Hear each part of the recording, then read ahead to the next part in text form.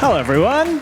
Hello, my name's Michael. It's nice to be here. A little bit about me. My father is an ophthalmic surgeon, and my mother, right, is a GP, which makes me a disappointment. Come on, let's go. First joke, bam, woo! Okay, no, I'm going to be honest. I have forgotten how to do stand-up comedy. Last year, I didn't do much comedy, and so I just stopped remembering how to do it, and it's kind of ruined me for stand-up comedy. Earlier in this festival, I was trying to do a bit of crowd work. There was a 16-year-old child sitting in the front row, and I threatened to kill him. Which is not ideal, it's not great. I just said, what if I killed you right now? And his dad was next to him, was like, like, you're a terrible father, this is bad.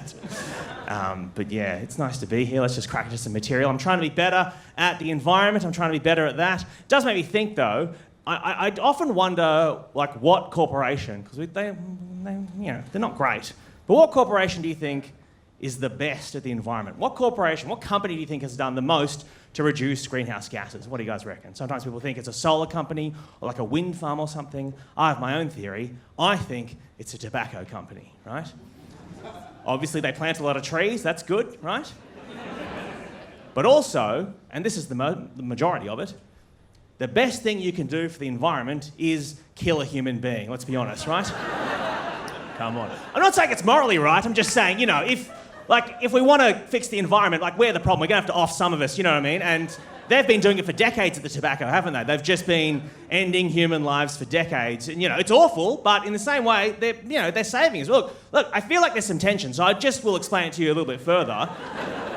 You know how when you, like, book a flight or whatever, there's a little box that comes up that goes, hey, for like $3.18, you can make this flight carbon neutral, right? If you do a murder, right, the rest of your life is all carbon neutral. Do you understand? Like, that's just how that works. That's just maths, you know what I mean? Like, you get to live guilt-free after that. Like, every time you drive, guilt-free. I mean, not entirely guilt-free. You've done a murder. Do you know what I mean? That'll haunt you till the end of your days. But, you know, if you kill someone younger than you, that's actually a net gain for the environment. Do you understand? Like, that's... If we could all just take away something from this evening, please kill a child. No, don't. This was the moment in my set where I threatened to kill that kid. This was that moment. And then it just became less of a joke and more of a reality for the audience, broadly, and him very specifically. Sort of less of a comedy set and more of an event we were all at, you know? Very quickly became a rally we were all attending. So I am in therapy, obviously. I am in therapy. And it's not just because of my terrible thoughts. It's also because I work in comedy and television and radio, and I get a lot of racist comments. Mostly, nowadays, it's not old school racism, like people accuse me of eating dog and whatnot. Now it's all, everyone's just obsessed with the idea that I am an agent of the CCP, you know?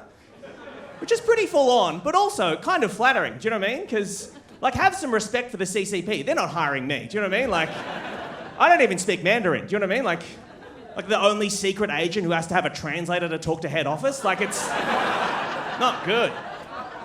So I started therapy last year, and I wanted to pick a therapist so I could talk to about the racist abuse. So I picked a therapist who was Chinese. It happened to be an old Chinese woman, which I was very confident about. But the problem is, when I turned up to therapy, what I hadn't realised is there's a large portion of my brain, like quite a lot of my brain, that just won't let me disappoint an old Chinese woman. So I turned up to my first session, and she said to me, hey, what's going on? What do you want to talk about? And I said, oh, nothing's wrong. I'm fine. Just here to brag, really? Yeah. Just here to brag at therapy. And she said, it seems like work is stressing you out. That's what you said on your form. What do you do for work? And then I just started lying and telling her what I thought an old Chinese woman would be proud of me to hear. So when she said, what do you do for work? I didn't say comedy. What I said was, I work for Macquarie Bank. I said, I'm a software engineer. That's what I do. I engineer software. She said, what software? I said, all of it. You know, just very... quick-witted, that's me. And she said, oh, okay, that's nice. And I said, yep. And then I just started lying more and more and more. I said, I'm going for a promotion. I said, I'm reaching my KPIs. I'm just reaching for any sort of office speak I can and just lying to her. I do it for the whole hour. It's actually quite stressful. And I leave therapy, the first session, more anxious than I arrived, right? catching the train home from therapy, and I think, I don't want to get caught out next week when I go back in. I don't want her to know I've been lying. So I get out my phone, open up the notes app, and now I'm taking notes on all the lies I told her in the first session of therapy, so that the next week when I go back into therapy, I get my phone out and I'm studying now. I'm studying the notes. I'm studying lies for therapy, like I was in witness protection for just one woman. Do you understand? Like, get into second week of therapy, right? She says, what seems to be the problem this week? And at least this time I was able to say, hey, I'm feeling a bit sad, right? And because she doesn't know anything about my life, she's just sort of guessing what she can do to help. And she says to me, a lot of men your age are depressed because they're addicted to online pornography. And my brain freaks the fuck out, obviously, because I can't let her know I've ever had a thought, sexual, anything in my entire life. So when she said that people are addicted to online pornography, I said, what is that? I've never heard of that. Pornography online, they have it on computers now. God, that's pretty neat. God, have to check that out, don't I? Whew. Yeah, no, I've never, no, I'm mostly using it to watch TED Talks, that's what I do. Just a lot of... I just kept lying the whole second session. Now I've got 2 whole hours with a therapist lying under my belt. How many sessions do you think it's okay to keep lying to your therapist? What do you guys reckon? 2. Right. 4? Okay. Well, you said 4. We're already at 2, so that's not giving me a lot of leeway. 8 months. 8 months is how long?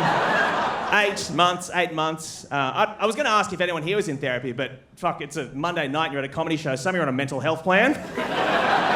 And those of you who are would know that only the first 10 are covered by Medicare, and then you get another 10 for COVID. So I just want to let you know, after a while, I was paying $180 a week to lie to a woman who looks like my mother. I come here and tell you the truth for free. It is deeply unwell. Eventually I got caught. I made the mistake of telling my friend that I was in this pickle. I said to her, I've been lying to my therapist for 8 months. I explained to her the reasons, and my friend said, you need help. And I said, I'm trying. But, and then she went into her therapist the next week and said to her therapist, hey, I'm so glad I can talk to you about anything. My friend Michael Hing is in this terrible situation, and explained everything that I was in to her therapist. And then her therapist felt like she had a duty of care to make some phone calls. And when you look at the therapists available in that area of the city in which I live, there aren't many who are old Chinese women. There's one. There's one old Chinese woman therapist, so she knew exactly who it was. And guys, this is why diversity is important, because I got caught out. I'm not allowed to go to therapy anymore, but she did give me one piece of therapy that was very good. She told me to keep a gratitude journal, which was really good, which was nice. That was really good. She said you should call it Reasons to Keep on Living, which is good. And so when I was starting to write comedy about this, I thought that I would keep a little tally and, I'd look at what I'd written in there. So I flicked through my notes app and found my reasons to keep on living, and there was just one thing underneath that. It just said, I don't want my therapist to feel like a failure. Is that too dark? Anyway, that's all I've got. Good night, guys. Cheers. Have a good one.